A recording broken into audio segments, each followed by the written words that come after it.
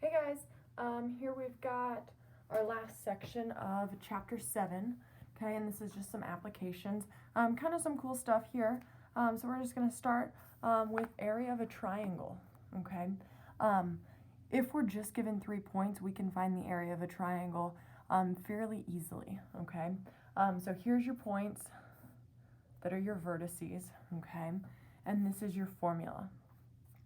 Okay, now this does not mean absolute value. Remember, when we've got those absolute value bars, it's actually the determinant, okay? And this plus or minus 1/2 just means if your determinant is negative, then your 1/2 should be negative to make it a positive area, because area is always positive, okay? So that part kind of doesn't really matter, just make sure your area is always positive, okay? So make sure you get all that stuff written down. We're going to jump in with an example, okay? So what we're going to start off by doing is just finding the determinant of, so we can kind of ignore this part, but we're just going to find the determinant of A, okay? So we put our vertices in as points, and then our last column is just ones, okay? So if we find our determinant of that, you can use your calculator, you get -3. Okay, so that's why we make a -1/2, okay? So -1/2 times my determinant would be -3/2, and we can just say square units. We don't know what we're measuring by right now.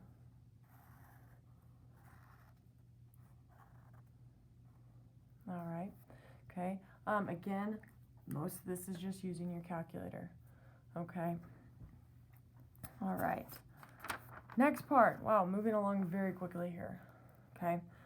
Ignore this Kramer's rule right now, okay? We're just looking for collinear, okay? So kind of the same thing as finding the area of a triangle. Sometimes we might want to know if 3 points are on the same line, okay? And to do that, our determinant is going to equal 0 when we use this same matrix, okay? So you still put your you still put your points in that matrix with that last column of ones. If it equals 0, then those points are going to be collinear, okay? So kind of like on our first example, well, my determinant is not 0, so I know that these points aren't on the same line, okay?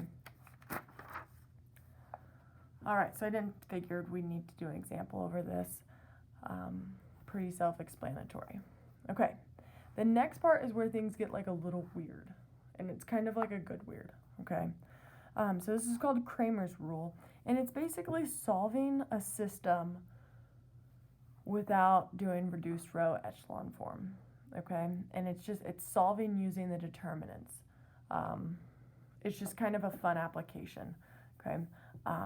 So what you do is you take the determinant of just our matrix, and then we rearrange some things, okay? It's kind of hard to explain. We'll just do an example together, okay? So first, I'll try to color code this a little bit, okay? First, write your matrix, okay? And this is not an augmented matrix, just a matrix.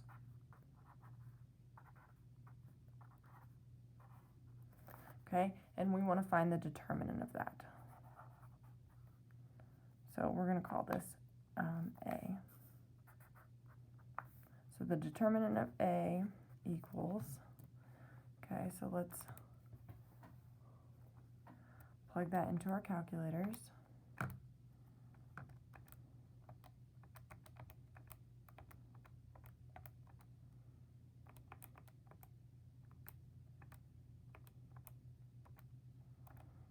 Okay, so determinant of A is -14.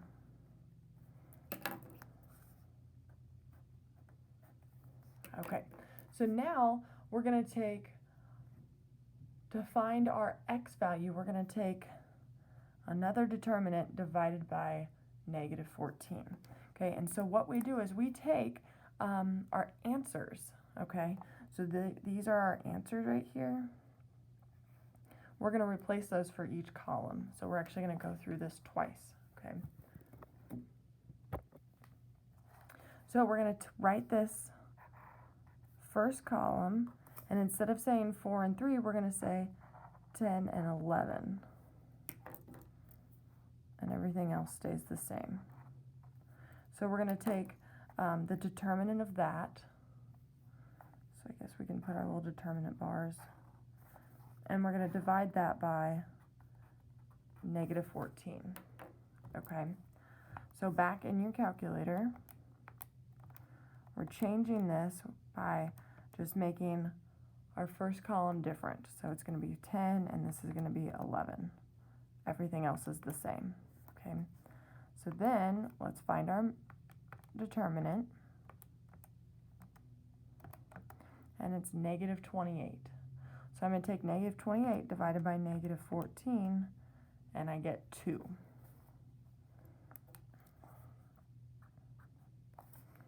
All right, so that's actually our x value.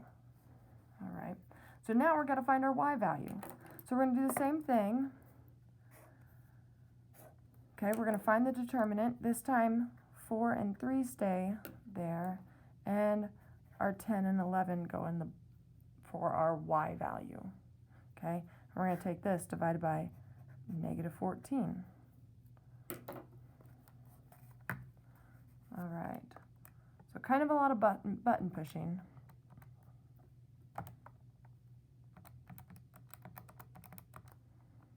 But it's kind of a neat trick.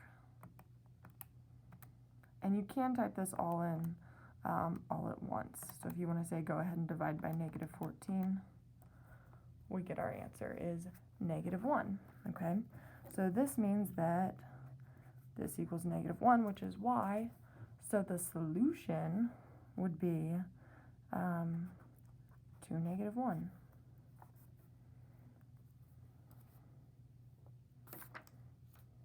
Okay, and you can do this with systems of 3 variables. You'll just have to do it 3 times because it'll be for your x, y, and z. Okay, that's kind of cool, kind of a cool application. Okay, now the really cool application, which I'm really bummed that we're not at school because we had a super fun activity, is decoding and cryptography. Okay, so encoding messages, decoding messages.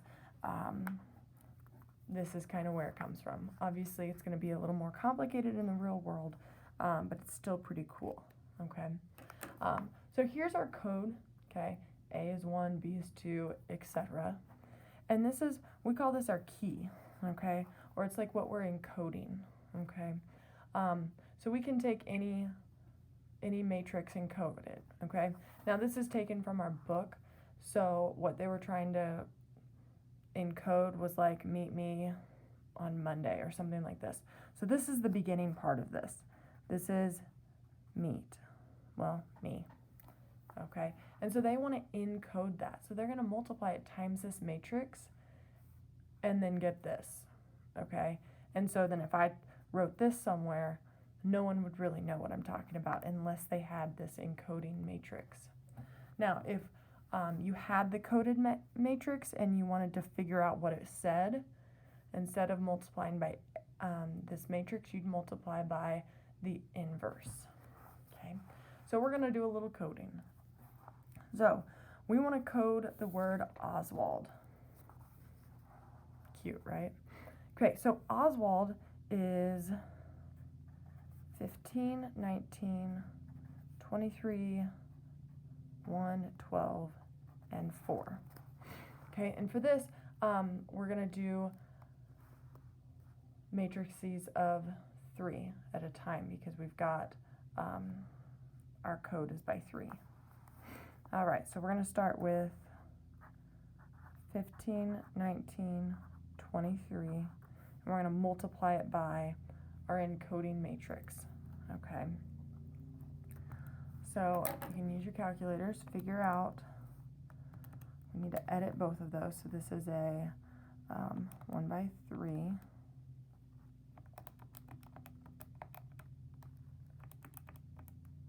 And then we need to edit the second matrix to be our code.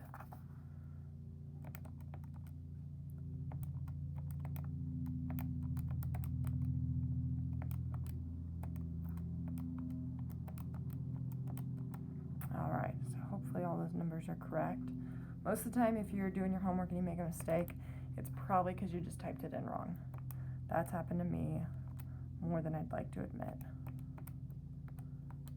So A times B, so this is what my new coded part, that would be the first part of Oswald, okay?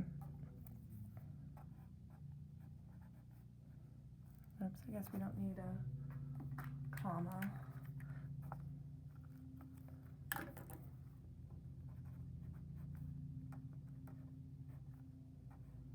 Okay, so that's OSW. Okay, now we got to do the rest part, ALD. So let's see, that'd be 1, 12, and 4. Okay, and the good part for this is we don't have to retype this 3 by 3 matrix.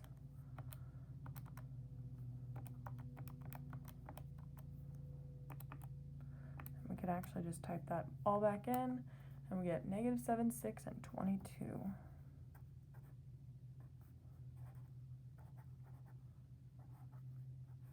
Okay, so Oswald fully coded out.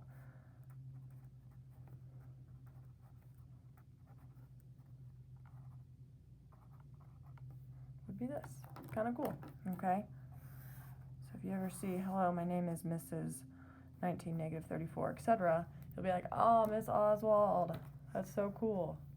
Okay, all right, well, that's your last section for today. Again, hop on if you've got any questions for office hours. Email me, shoot me a question on WebAssign, do all those things. I miss you guys tons, so hope you guys are doing great. Bye.